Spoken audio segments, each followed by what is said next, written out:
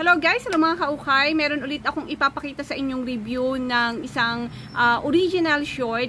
Ito ay hiniram ulit natin. Itong review na ito ay hiniram natin. Yung mga picture niya na pinagpo-post niya is hiniram ulit natin doon sa pinaghiraman natin kung saan galing yung ating review ng MTS na Infinity. Sa kanya din ito galing. Kinuha natin yung pagkakataon na makakuha tayo ng isang review na hindi tayo nag-opening bail, di ba? Kasi 1 week na tayong walang opening bail at sinasamantala ko yung mga ganung pagkakataon. Friend naman natin siya, kaya kinuha natin, hiningi natin yung kanyang mga review. Nag-opening bail ako nung last week, pero mga ladies t-shirt lang at hindi ko pa siya ini-edit kasi nga sabi ko, ito yung ididikit ko doon sa binuksan natin na original short ng Refresh para kung meron kayong pagbabasihan o meron kayong comparison na hinahanap ay at least magkadikit na sila, hindi na kayo lalayo, magkadugsong na yung ating vlog. Kaya kung maghahanap na kayo ng original short, kasi alam naman natin na pag mga December na, ang original short, MTS, ladies t-shirt, yan yung ating laging unang-unang pinapriority na ibenta. At saka yung mga pambata na yan, bubuksan natin yan ngayong December. Kaya hindi ako masyado guys na nagbubukas ng bail ngayon kasi yung opening bail ko is inilalaan ko for December. Yung aking mga old stock, yung aking mga naka-display is inuutay-utay ko maubos dahil may nire-ready tayo na bagsak presyo ngayong katapusan para maklear natin lahat ng item natin. Tapos, bagong bukas na ulit, lahat ng display natin is mga bago na at karamihan na bubuksan natin is mga pambata na. Dahil marami nga naghahanap ng mga pambata pag December.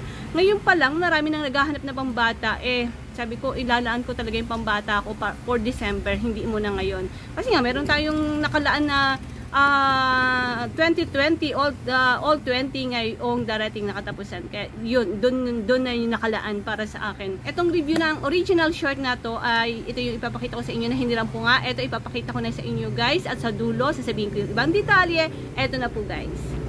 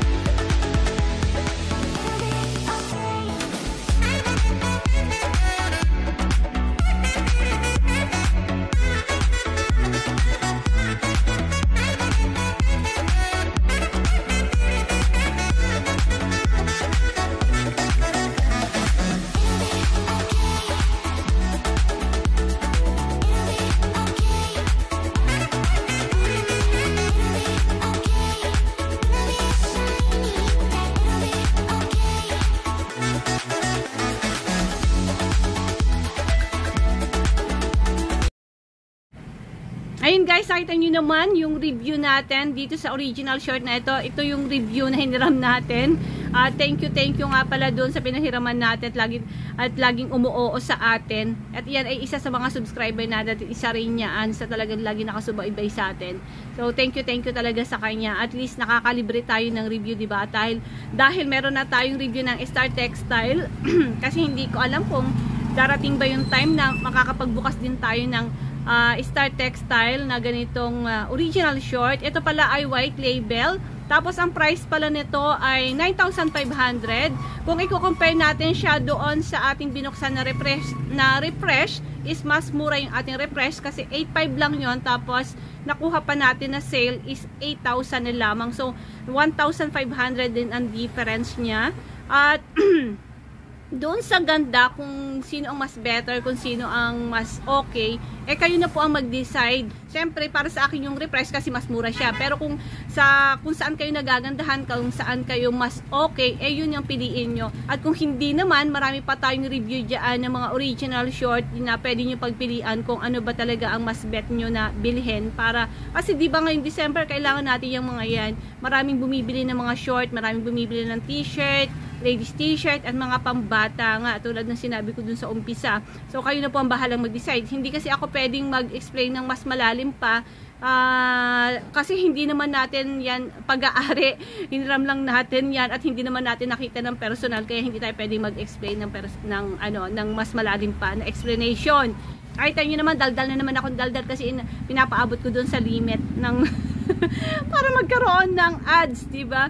At sana wag kayo mag-skip ng ads para mapasukan naman ako kahit na kaunting kita dito sa YouTube kasi sa totoo lang wala naman ako masyadong kinikita sa YouTube. Every 5 months ako sumasahod sa YouTube, guys. Ganun lang kaliit yung aking kinikita sa YouTube.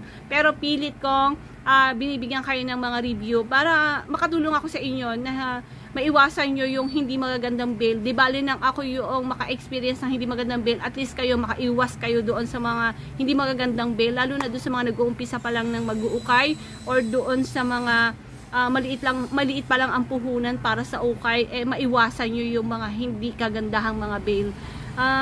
Yun guys, mga hindi pa po nag-subscribe, mag-subscribe na kayo at marami pa tayong ukay na pag-uusapan, marami pa tayong ukay na bubuksan dahil ang ukay ang ating hanap buhay.